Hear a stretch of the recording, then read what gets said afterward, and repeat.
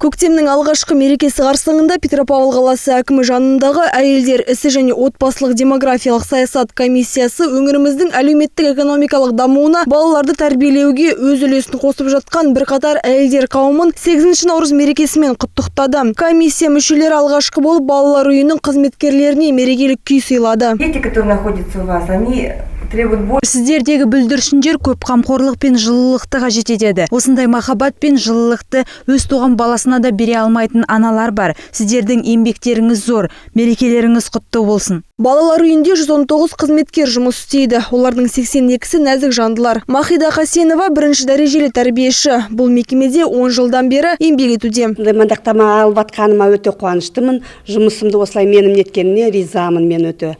Әйелдер ісі және отбасылық демографиялық саясат комиссиясы балалар үйінен кейін жеке жүйесі диспансері аналар үйіне ат басын тіреп, аруларымызды мерекемен құттықтап алғыс хаттарымен марапаттады.